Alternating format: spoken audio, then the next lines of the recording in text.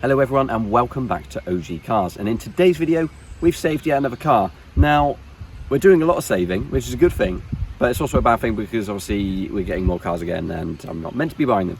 But when you see this, I just had to have it. It very much fits into our sort of niche and it's quite a rare car and I just couldn't see it scrapped. So without any further ado, here is our Fiat Seicento sporting Michael Schumacher.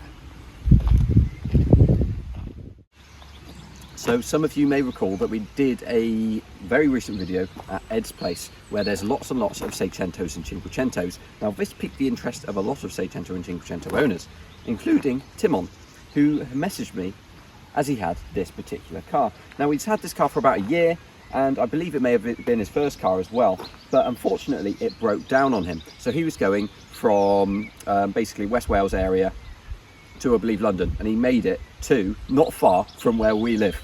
What a shock. So things lined up. Anyway, the car did unfortunately overheat. I believe it was a head gasket issue. I'm not sure if it was caused by something else. I assume it was, but basically the head gasket was past it. It was burning a lot of coolant. There was a lot of smoke coming from the back, and the oil and coolant were all mixed together in the crankcase. When you dipped on the dipstick, it was all the way up there and it was literally like chocolate milkshake. So yeah, not good at all. But basically he messaged me and said, look, the mechanics quoted X amount to repair it and I don't have the funds, I already have another car, therefore would you like to buy it? And it wasn't a lot of money, and I said cool, I'm going to talk to some friends, see if someone else wants it. So I asked Ed at the farm. Unfortunately Ed is trying to downsize, which is a great idea because it's exactly what we want to do and what we should do. Now however, he did not want it, and neither did any of my other friends. Even though it was a cheap car, you know, it needed a bit of work, and therefore people, you know, that's why the car was going to end up just getting scrapped. Nobody wanted to put money in or do the work. So it was like, okay, well, here I am, I'm Muggins, and I've bought this car. So I bought it, I had it delivered, and I'm very happy with it, and I've just fixed it up in the garage myself now.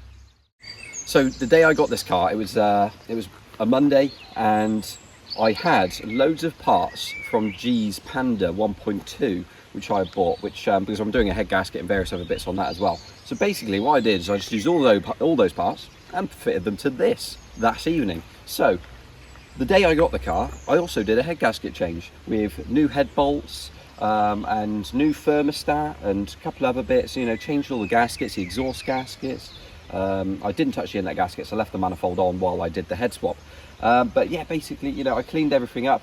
I had spare decent head that I've put on there, and it's the only thing I didn't have, right, was the correct toothed belt, because they are slightly different. They're basically, the 1.2 block is taller than the 1.1, so that the belt is longer. So it was like 129 teeth instead of 125 or whatever. So basically I ended up buying a couple of new bits for it, which I had to wait a few days for, and I was gutted because I was like, I'm going to get it on the road literally the next day, head gasket change and everything. But no, I didn't quite get it quite that good. I did clean up the rocker cover as well. It looks really nice, quite shiny. I should have cleaned up the head a bit more on the outside, but the surface that it's fitted is nice, and that's what matters. That's your sealing surface. So basically I wanted to stop the coolant and oil mixing and burning. It was burning on combustion chamber 1. There was a nasty break in the gasket that was causing that. And yeah, we've just done a test trip to Domino's, so you'll see me cut the video shortly because I want to eat that. But basically we did a test run, and the coolant's still on max. It's not smoking or anything, so ideal, happy days. Really happy with this little test run. And yeah, basically this is going to take over as daily duties now. But yes, literally I just got the timing belt and tensioner and everything, new alternator belt, a couple other bits, so I've just slapped those on as well. So yeah, this car's all good to go with some new fresh coolant in it, and yeah, I'm really happy.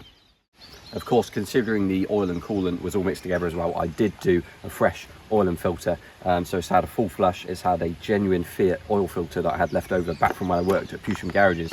I think I kept for my Pan 4x4, but I've used it on this, and I've got some genuine Fiat oil in there, which I had left over as well. So that's all done and all good as well. The level's all good. So in the back here, you can actually see the attempts that Timon made to try and get further than where he ended up. And there's a lot of bottles of water in here, there's a lot of empty bottles in the back here, there's loads more behind the seats, there's like another 4 there, and there's like a a 5-litre bottle behind the driver's seat there as well. So lots of attempts were made. Unfortunately, it didn't work out. But obviously, yeah, the head gasket needed replacing. So that at least has been done. Now, the Michael Schumacher certainly piques interest. It's basically a Seicento Sporting. Obviously, you've got the badge here. There shouldn't be an Abarth sticker here, I don't think. Basically, they did do an Abarth version of the Seicento Sporting, which had the spoiler, the side skirts, and I think you did get a little Abarth badge. You did on the side skirts anyway. I'm not sure if you did on the back. But basically, the Michael Schumacher edition took that Abarth Seicento Sporting style, and they just badged it up as the Michael Schumacher. So you've got the limited edition sticker on the back. You've also got a plaque on the passenger door which tells you what number the car is, and if that isn't cool, I don't know what is. And you've also got a Michael Schumacher sticker on the side skirts instead of an Abarth one, and you've obviously got the Abarth spoiler to go with those Abarth side skirts as well. We've been trying to avoid this side, but basically when I did a smaller test run earlier, after I literally just finished refilling the coolant, I think there was a little bit of excess coolant still in the exhaust and it had to burn out, so I decided to take it away slightly from the village, literally just out there, and yeah, I got in some mud, so yeah, I got out, so that's fine. But if we come in here, we've got in addition to the plaque, we've got a Michael Schumacher kick plate. There's Abarth mats in here, and it's got the sporting interior, which I did have in my Active Sport as well. So it's just the same as any old post-facelift Seicento Sporting interior, I believe. I think the Abarth ones had Abarth headrests, but this one doesn't have anything exciting on the headrest. It's just standard as it is. The Michael Schumacher also has the strange but cool looking sort of like alloy pedals as well, which is quite cool. And there is also a little cover around the gear lever, which I didn't have in my Active Sport, so I assume is either a Sporting or a Michael Schumacher / Abarth edition. Someone will definitely correct me if I'm wrong.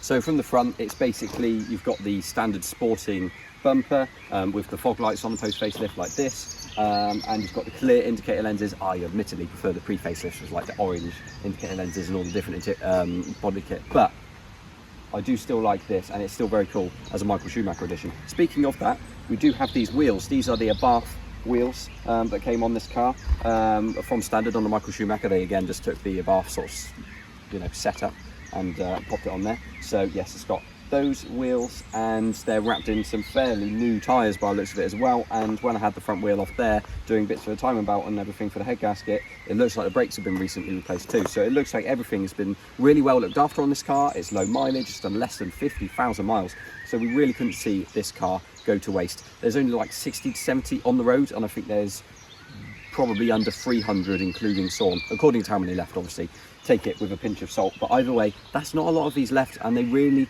have to be saved now. The 1.1 Fiat is a great engine. These are great cars to chuck around, and yeah, obviously we love them, and a lot of you guys should do as well. I know a lot of you guys do love the Seicentos, and a couple of you have actually come to me recently saying you've bought them after seeing stuff on the channel, so we greatly appreciate that.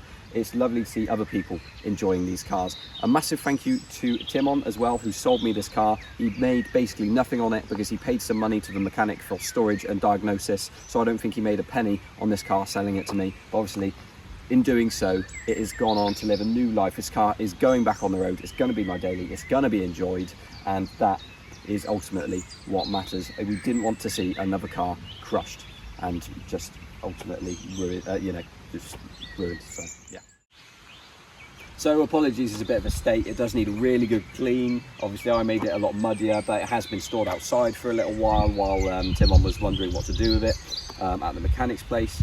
And yeah, it's a little bit faded on sort of like the bumpers and the bonnet, and a little bit of lack peel on the roof. But I think a really good wash and a decent polish should see stuff like this come up. There's a couple of small dents, but on the most part, this is actually a really nice car and really rust free. That's the other thing. The rear arches really do go on these, and the sills can start to go, but this is honestly such a clean car. But considering the mileage, it is not surprising that it is so nice. So that's going to wrap it up for today. We will revisit this car once we've cleaned it all up and made it all nice, so watch out for that on the channel as well. But for now, thanks so much for watching. Like, comment and subscribe, and we'll see you all in the next one.